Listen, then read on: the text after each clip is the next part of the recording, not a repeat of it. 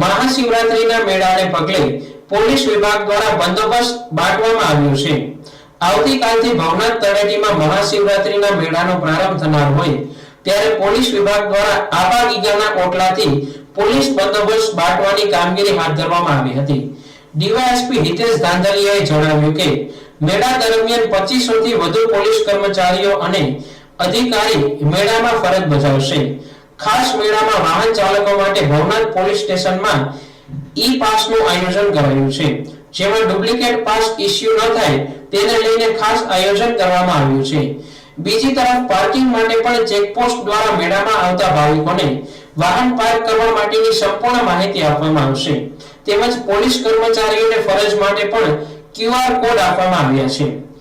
મેળામાં જૂનાગઢ, પોરબંદર, અમરેલી, ભાવનગર સહિતના જિલ્લામાંથી પોલીસ કર્મચારી અને અધિકારી પણ ફરજ બજાવશે। ડ્રોન મારફત તેમજ સીસીટીવી મારફત મેળામાં સંપૂર્ણ નજર રાખવામાં આવશે। જૂનાગઢના ભવનાથમાં મહાશિવરાત્રિનો મેળો વર્ષોથી યોજાતો આવે છે। આ પરંપરાગત મેળામાં લાખોની સંખ્યામાં ભાવિક ભક્તો જોડાતા હોય છે। 5 દિવસના મેળામાં જ્યારે લિમિટેડ એરિયામાં મેળો યોજાતો હોય એટલે મેઇનલી તો ટ્રાફિક અને વાહન પાર્કિંગના ઇસ્યુ રહેતા હોય।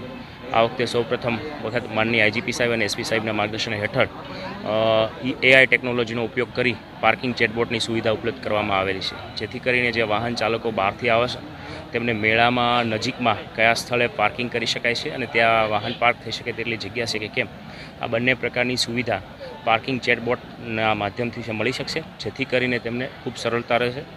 અન્ય છે ઈ પાસ જનરેટ કરવામાં આવશે, જેથી કરીને ડુપ્લિકેટ પાસ બનાવવાની અથવા તો જરૂર કરતાં વધારે પાસ જ્યારે લેવામાં આવતા હોય તેવા સંજોગોમાં આ ઈ પાસ આપવાથી પાસની એક તો સંખ્યા ઘટાડી શકાશે અને બીજા નંબરમાં જે કંઈ ગેરરીતિ થતી હોય પાસમાં તે અટકાવી શકશે। જેથી કરીને જે બિનજરૂરી વાહનો મેળામાં ફરતા હોય અને જે મેળો કરવા આવેલી પબ્લિકને જે પ્રકારની હેરાનગતિ થતી હોય તેને અટકાવી શકાશે। ઈ બંદોબસ્તમાં પોલીસની એન્શ્યોર થાય હાજરી તેને પણ ખાસ તકેદારી રાખવામાં આવશે। આ સમગ્ર મેળામાં કુલ છે 2500 કરતાં વધારે પોલીસ કર્મીઓ, જેમાં જીઆરડી, હોમગાર્ડ, એસઆરપીના જવાનોનો પણ સમાવેશ થાય છે।